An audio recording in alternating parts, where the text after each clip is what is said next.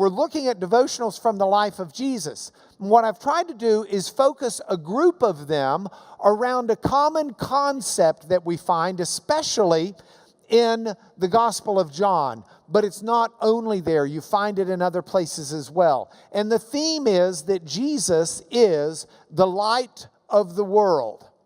And that's a marvelous, marvelous theme that we find. And John, especially in his gospel, laces that theme throughout. And it's woven into the tapestry of his presentation about Jesus in ways that may even surprise you some.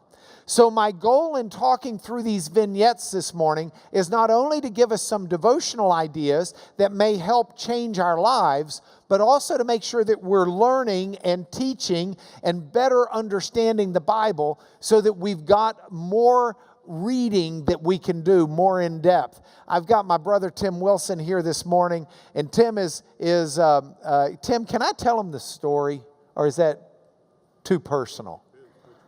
It depends which one. Before Tim was intimate in his walk with the Lord, Tim said to me, he said, Mark, I'm going to read the Bible. Tim's a voracious reader. He reads books like crazy. And I could envision Tim not having read the Bible before and not spending a lot of time in church. I could envision Tim starting with Genesis 1 and getting through Genesis and about half of Exodus, and then just kind of hitting a wall, because the read through the Bible's pretty tough at that point. And so Tim was an inspiration for me to put together the context Bible in the way that I did. But Tim, I told him, I said, if you're going to read, the Bible's a collection of books. Start reading the Gospel of John. And so he did, and he read it. He said to me, he called me the next day, or I called him. He said, I read it. It was great.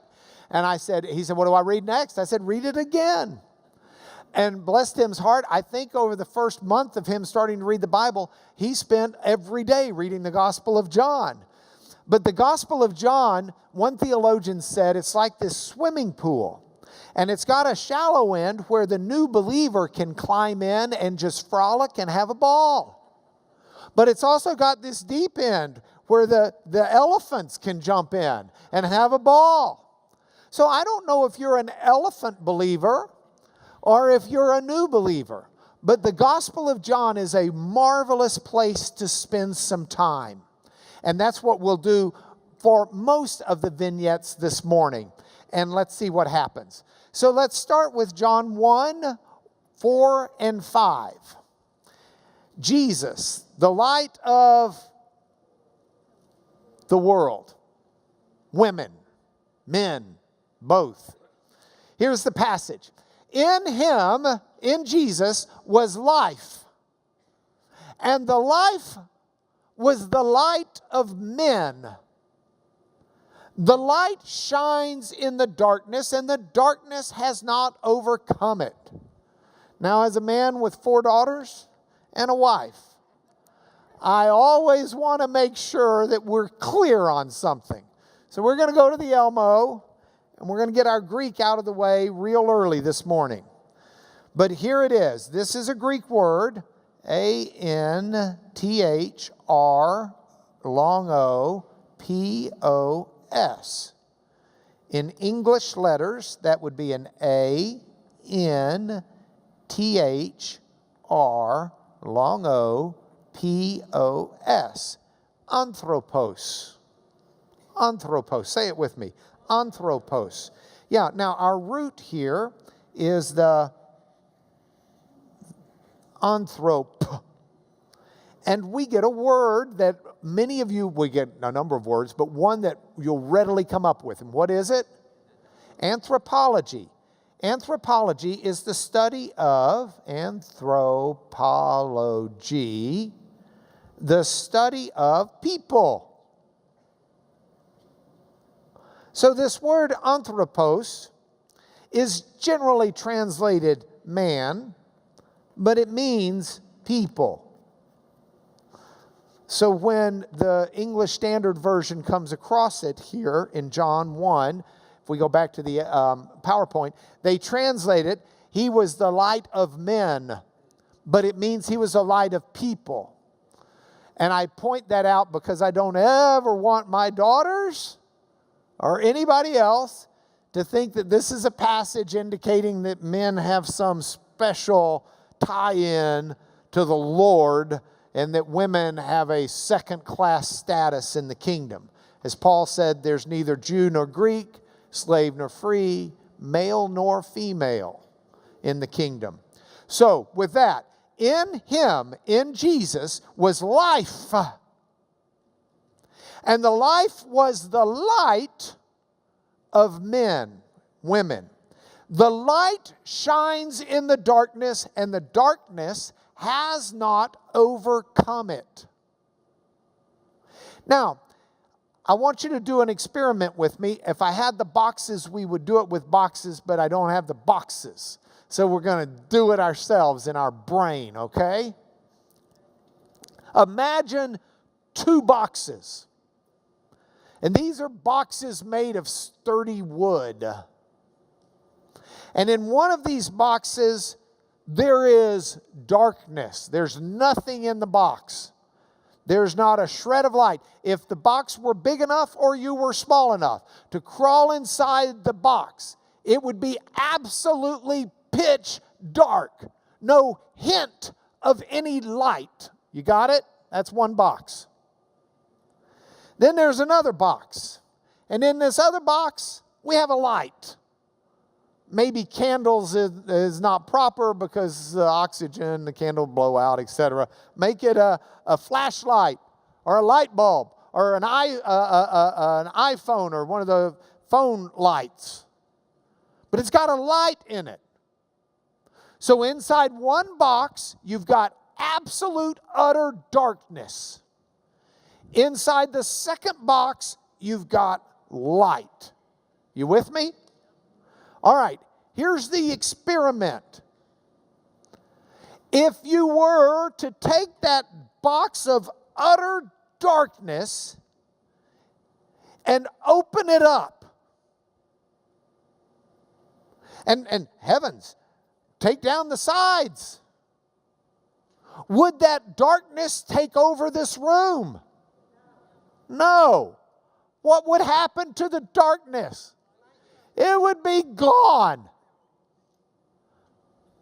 If we were to take the box that had the light inside it, and we were somehow able to make this whole room pitch dark, where there's no light at all, and we open up the box and we take down the sides and you've got that light inside the box, would the darkness put the light out? No. The light, however intense it is, for the duration of the intensity would actually enlighten the darkness, right? Do you know why that happens? In a class this size, we've got people. In fact, I'm looking at one of them right there. People who know about this better than I do. But hey, I took science in 7th grade. So I've got some working knowledge on this one. I think that we can properly think of visible light, light that we can see, as waves of electromagnetic energy. They're electromagnetic waves. Think of if we were to do the wave in this room and we start with the hands and like you do it in a stadium. Yeah. And we do the wave, okay? And you could watch the wave go sweeping across the room. And in a round stadium, it's really cool because it just keeps going round and round and round. That's kind of what light is. It's an energy wave. And it's got a certain height and depth, for lack of a better way of saying it. It's got a certain, the waves can be further apart or nearer. These are the frequencies. These are the things that determine whether or not the wave is one that we can see readily, whether or not the wave is one that will pass through bricks or doesn't.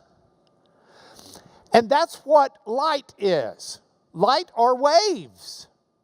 And we see certain things. We see a plant that is green because the light wave has got in it green, and that green will bounce off of that material right there so that I'll see the reflection of the green while everything else is absorbed. Black is black because it absorbs all of the light. So light is an interesting thing mechanically. We know that scientifically now, but I don't care about making you scientists. What I want you to do is understand what's an obvious gimme. And that is, if light is an electromagnetic wave, do you know what darkness is? It's where there aren't any. Darkness is a lack of those visible electromagnetic waves. You can have electromagnetic waves at a frequency that you don't see with the naked eye. But darkness is the lack of those waves. So, of course, if you've got the waves, you don't have the darkness.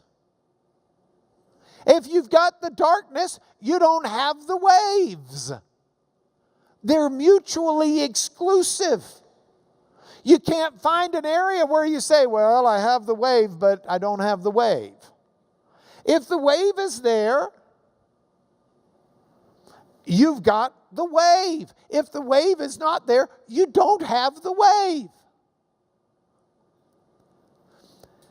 That's the scientific explanation behind the passage. But the passage is great. In Jesus is life, and that life is the light of humanity. This is a light that shines in the darkness. The darkness can't overcome it. The light overcomes the darkness. Make sense?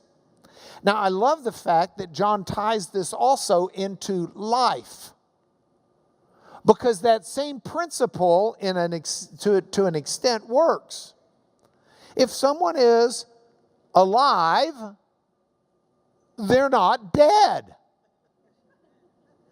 If they're dead, they're not alive. You with me? The two tend to be mutually exclusive. It's like being half pregnant. You just are you pregnant? Well, halfway. Yes or no.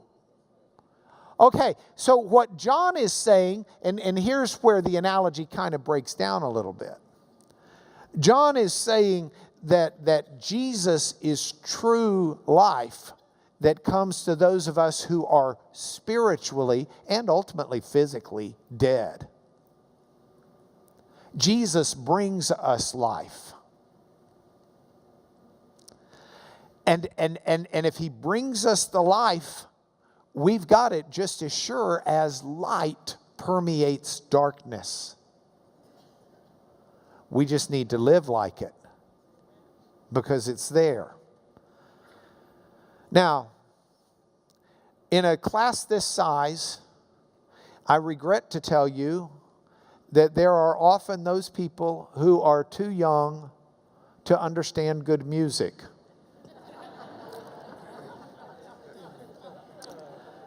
And I often feel it incumbent upon me as a person up here teaching to enlighten those dark souls.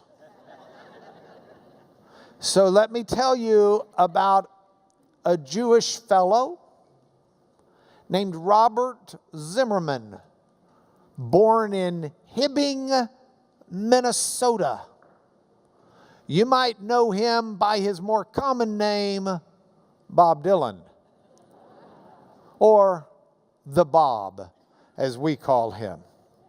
Now, the Bob came into the music scene in the 60s, and he was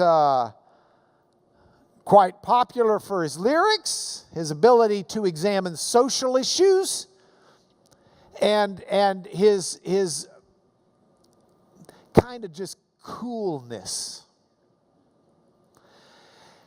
And that lasted through the 60s and into the 70s. And then toward the mid to late 70s, he started attending a Bible study out in California.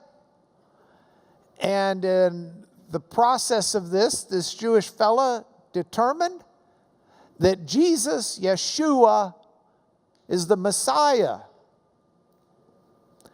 And he put out a Christian album entitled Slow Train Coming. Now, this is, in my opinion, I've never had a conversation with the Bob about it, but this is Slow Train Coming is both his understanding of faith. It's also the main theme song that the album's titled after, because it's also the certainty of Jesus and his kingdom coming as well. I love the album. If you'll see the album, the slow train's coming, but it's got the fella with the pickaxe working on the train. And look at that axe. What does it look like? A cross. So on the album, there's a song called Precious Angel. Angel being from the Greek word angelos, which means messenger. And this is a tremendous song that just seems to have been written for us to put into class today. You got faith or you got unbelief. And there's not a neutral ground. Now, don't get me wrong. Some of us aren't good at living that way. Some people are too religious to have the fun the world offers, but they're too in the world to have the joy that religion offers. Those are the fence straddlers who are absolutely miserable in life. Just need the light. Shine the light. Because John 3:1-3, Jesus is the answer. Now, I want you to look at this with me, recognizing we're talking about what John has to say about Jesus as the light. And I want you to try to find why I put this passage in there as one that follows our theme. It's the story of Nicodemus. This is the one that in verse 16 says, God so loved the world, he gave his only begotten Son. Here it is. There was a man of the Pharisees. His name was Nicodemus. He was a ruler of the Jews. Archon in the Greek means a leader, an elder. He was one of the out front guys. A ruler of the Jews. Now, this man came to Jesus by night and said to him, Rabbi, we know that you're a teacher come from God. Because no one could do these signs that you do unless God's with them. Jesus answered and said to him, Truly, truly, I say to you, unless one is born again or born from anew, the Greek can read both, he cannot see the kingdom of God. Now look at that. Where does it say Jesus is the light? There's a man of the Pharisees named Nicodemus, ruler of the Jews. This man came to Jesus by night. By night. Now the odds are, if you've heard sermons preached on this, you've heard preachers do one of a couple of things. They get them from commentaries or from thoughts, where you kind of put yourself into the context and you try to figure out, why would I have come to Jesus by night? And so there tend to be two schools of thought. One is that Nicodemus was too embarrassed as a leader of the Jews. He didn't want to be seen by everybody. And so he just kind of comes by the cloak of night so that he can find out and get his curiosity met. Another view is that Jesus was really tough to come have a conversation with during the day.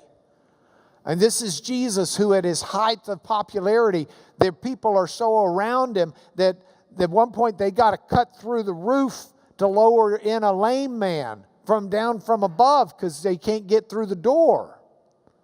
The idea of being able to sit down with Jesus and have some hummus and pita bread with a Diet Coke in the middle of the day was really tough. And so if Nicodemus really wanted to have a heart-to-heart with him, he'd need to come by night. It's a sign he wanted to have a more serious dialogue, an uninterrupted discussion. Those are two of the main thoughts as to why Nicodemus came at night. John doesn't tell us which it was or if it was something else. Yet, John makes a point of saying Nicodemus came by night. Because for John, the by night has another connotation. I don't want to take away from the reasons Nicodemus came at night. Yeah, okay, that's fine. But there's something else that John wants us to see here. This is where the elephants dive into the pool. He wants us to see this idea of light and darkness. And that Nicodemus has his questions, but they've not been illuminated by Jesus. So he comes from the night into the presence of Jesus, the light of the world, to get his questions answered. Jesus is the answer to our questions. Now, there are lots of questions in life. There are what I call small questions. Should I wear this shirt today, knowing I will get an email from Dale Hearn asking why I wore a pajama top under my suit coat? It was a small question I asked this morning. Figured he may be out of town. It was worth the risk. What am I going to eat for breakfast? What am I going to eat for lunch? Those are small questions of life. There are big questions in life. What should I do with my life? Should I be a lawyer or be a preacher or try to be both? Should I live in Houston or should I live in New York? If you're younger, what school should I go to? What should I major in? Should I keep the job I've got now or should I get a different job? Which car should I buy or should I not buy a car at all? Which relationships are worth investing in and which ones are not? These are really big questions. But in addition to those, there are the really, really, really big questions. What am I doing in life? What is the meaning of life? What's the purpose of life? Is this just a treadmill that we get on until we fall off? Is there something that I'm supposed to be doing in this world other than binge watching on Netflix? I mean, what is this drive for significance that I sense? Why do I have issues about justice and injustice? Why does it gall me so much to see injustice? Why am I the way I am? And why do I find it so hard to change some things I'd like to change? Those are really, really big questions. And this passage in John in part is telling us that Jesus is the answer for these questions. Now, some people say, well, I'd like to know how. How is he the answer? How did Jesus tell you to wear that shirt? Well, I think on a lot of those smaller questions like that, Jesus' answer is, hey, you pick it out. You decide. You got this. You can handle this one. Some of the bigger questions, he still wants us to figure out and decide. But the answers are a little more definite. And he's giving more direction. And so we want, and the big questions, the really, really big questions, those are the questions where he's driving those answers. And I had a young man one time, a super guy, had a heart for God even at a young age. And he was asking me about this, and he said, but I'd like very direct answers to my very direct questions. Why can't God just like email me or text me? And I said to him, welcome to the world of growing up. God's made you with a brain and a heart to try to figure these things out under his guidance and oversight. He wants to grow you up. When our children are 2, we have fences around them that protect them differently than when our children are 32. God doesn't want us to be spiritual infants. He wants us to grow up. And that includes learning how to make decisions under his guidance and oversight. So it's not an easy thing to do. And it's not something that should be ignored as a result. We have a tendency sometimes when there are challenges and difficulties to just say, I don't want to do that. And so I'm not, if you're saying it's going to be a growing process and a challenge to learn the will of God in my life, yes, I'm saying that. And your response should not be, well, then I'm just going to stay a baby because I don't want that. It's too much trouble. No, your response needs to be, okay, let me figure out how to grow up and get a little enlightenment into my darkness. Now, if Jesus is the light and Jesus is the answer, and Nicodemus came out of the night into the light and learned the answer to his really big questions from Jesus, which, by the way, were written down so you and I could read them and learn the really big answers to the questions as well. Let's look at a different story that John contrasts. We're going to go a little bit later into John chapter 13. You leave Jesus, you leave the light. Here's the passage. Jesus testified. He's at this Last Supper with his apostles. Jesus testified. He said, truly, truly, I say to you, one of you will betray me. Now, if we're reading the whole passage, it's really interesting because they start saying, I wonder if it's me. Wonder if it's me. Think about that for a moment. That in itself speaks volumes. Yeah, we know Peter's Mr. Oh, I wouldn't do it. But set aside the Rocky for a moment. The apostles are actually sitting there saying, wonder if it's me. Wonder if I'm going to betray the Lord.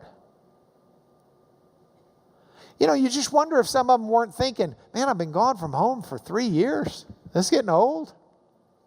Man, all these crowds, all the rest of this stuff, I'm just kind of tired of it. I'd like to head home, take a break. Might be having a little burnout. Then they're like, oh my gosh, Jesus has read my mind. So Jesus is talking about betrayal on a whole different level. He says, no. You're wondering who it is. You're asking who it is. It's the one I'm going to give the food to. And he dips the morsel and he gives it to Judas, the son of Simon Iscariot. And then after he's taken the morsel, you see that? I mean, some people say, did Judas have a choice? Yeah, Jesus says it's going to be the guy I give the morsel to. Jesus gives it, but Judas takes it. So he takes the morsel. I'd have said, I ain't going to touch that. Hot potato, give it to someone else. He takes it. With Jesus having said, the one I give it to, the one that receives it, is going to be the one. He says, I got this. And he just takes it. Satan enters his heart. And Jesus says to him, what you're going to do quickly. So he takes the morsel and immediately went out. And it was night. Bum, bum, bum. Well, of course it was night. They were eating dinner. But John adds it because he's got this theme in his book going of light and darkness, light and darkness. And you got Nicodemus comes out of the night into the light and gets answers to these questions. Jesus, the answer man, is there. And Judas, the son of Simon Iscariot, he takes the morsel knowing what it means. Satan enters his heart and he leaves the presence of Jesus and goes out into the night. Did not turn out well for Judas in the end. That case we were trying for Mitzi and the others. I had a doctor for the company on the stand who was making decisions. She said it was her decision whether or not to put a warning on the bottle. Warning. This might contain asbestos. And over half of the bottles that had been tested positive for asbestos. And so I said to her, what's the downside of putting the warning on there? Then consumers can choose whether or not to buy this with talcum powder that's got asbestos in it, or buy it with cornstarch, which is safe as can be. She starts dancing in the answers. And so I just drew this picture on the Elmo. And I said, if you've got a choice between two different doors, and one of the doors has a greater than 50% chance it's got something that causes cancer in it, and there's no known safe level of exposure to this cancer-causing agent. And the other door is 100% absolutely safe from that perspective. If all other things are equal, they work just as well, they smell just as good, there's absolutely no advantage to the one that has a 50% chance or greater of having the cancer-causing agent in it versus the other one. Which door are you going in, and which door are you taking your infant in? Well, that's a no-brainer, isn't it? I mean, honestly, who in their right mind is going to say, everything's the same? Yes. Only difference is this door gives me a 50% chance of getting exposed to something that can kill me miserably? Yes. Well, I want that. Nobody. That seems a no-brainer. Here's the problem. Jesus is the light. The choice of whether or not to be with Jesus is just as stark. And yet, for some reason, all of us, at times in our lives, choose the darkness. All of us, at times in our lives, choose the darkness.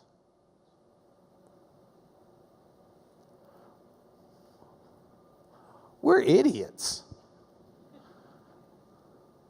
I mean, seriously. If we're in our right minds and we're thinking about it,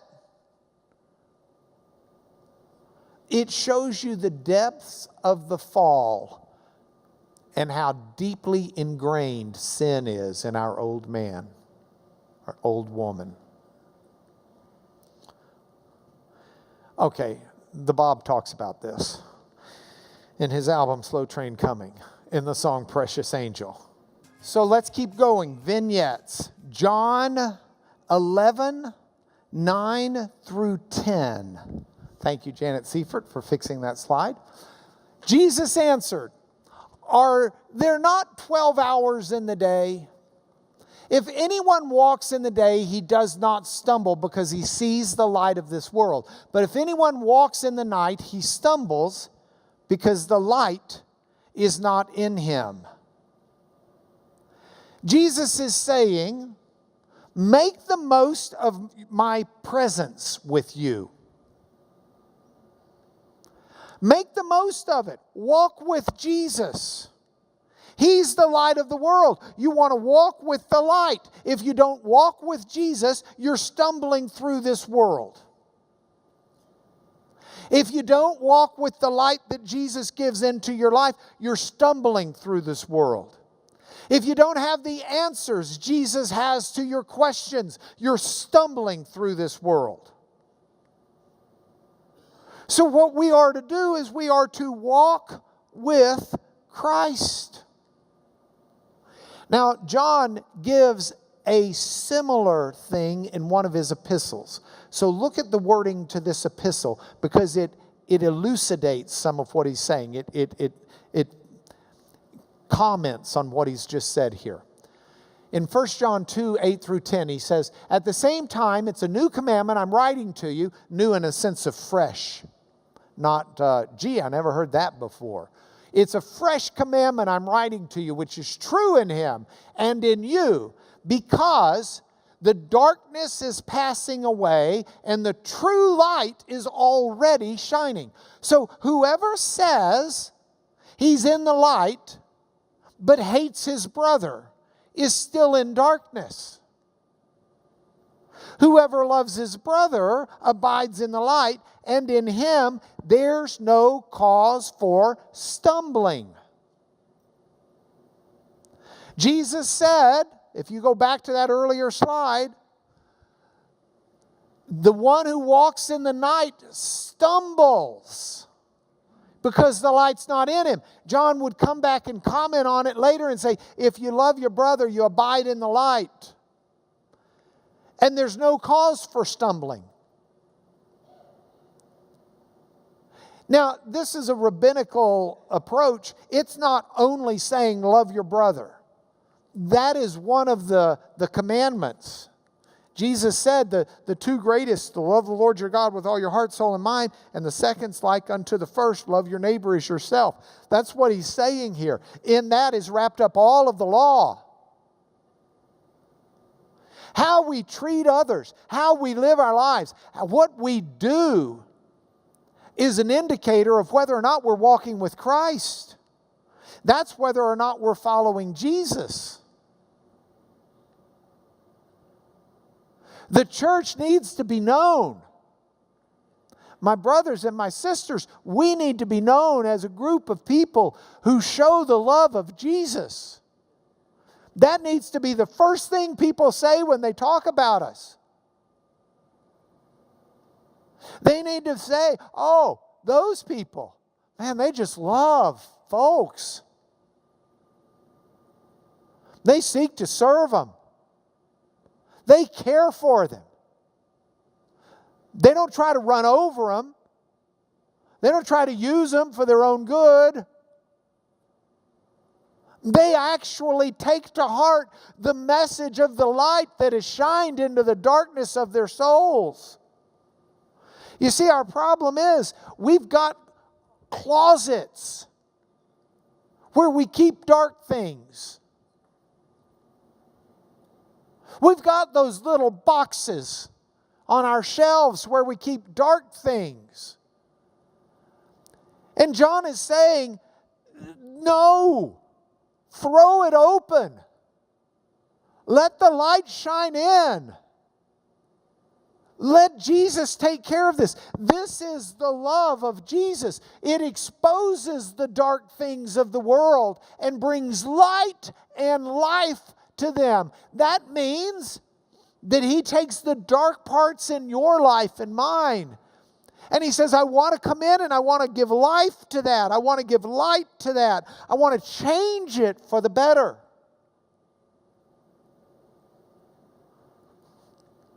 This is loving Christ, John 3. This is the judgment. The light's come into the world. The problem is people love darkness rather than the light because their works were evil. Everyone who does wicked things hates the light and doesn't come to the light lest his works should be exposed. I don't want you to see this. No, give it to Jesus. Let Him explore it. If you want to know where your heart is loving Jesus, look at what you're doing and how you're living. Because who you love is reflected in what you do. So this is where John's commenting on it also in 1 John 1. If we walk in the light, we throw open the dark boxes. We throw open the dark closet. If we walk in the light as Jesus is in the light, we have fellowship. Koinonia in the Greek is commonness. We have fellowship. We have a commonness with one another. Not just us, but Jesus. And you say, yeah, but I've got these dark places.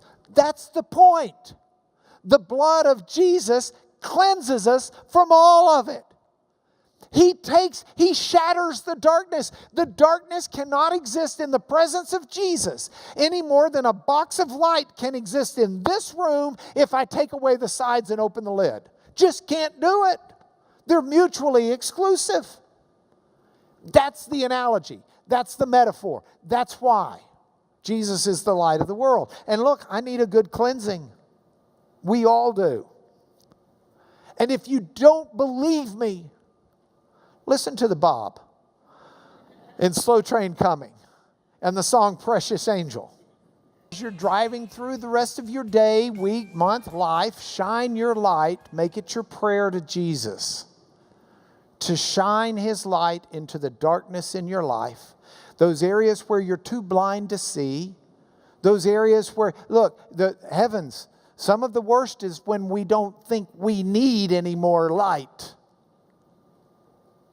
The story of the publican and the tax collector that Jesus told.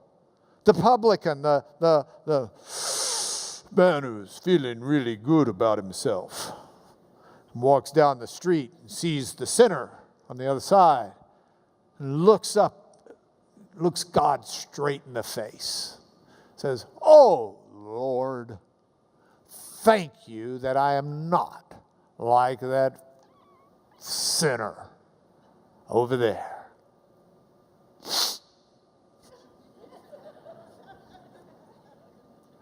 And Jesus says, meanwhile, the sinner over there doesn't have the courage and the arrogance to look up at God, but he bows his head. He smotes his chest instead of sticking it out proudly. Smotes his chest. And he says, "Lord, have mercy on me, a sinner." And Jesus asked, which one went to his house justified before the Lord? It's the sinner. And my tendency is to read that and to say, "Lord, thank you that I'm not like that publican condemning the sinners."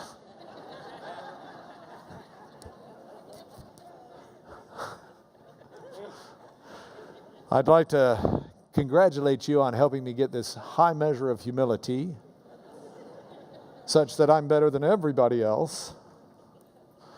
No, we need to be seeing ourselves in the publican and striving to become the sinner who seeks God's light in our lives more fully than we ever have before. So your benediction, before I get to say, God willing, I'll see you next Sunday, which just thrills my soul to say, because I haven't been able to say that in a while. the benediction is this. From Paul, yet on topic. To him who is the blessed and only sovereign. There we go. To him who is the blessed and only sovereign, the King of kings, the Lord of lords, who alone has immortality, who dwells in unapproachable light, whom no one has seen or can see in that pure state. To him be honor and eternal dominion forever and ever. Amen.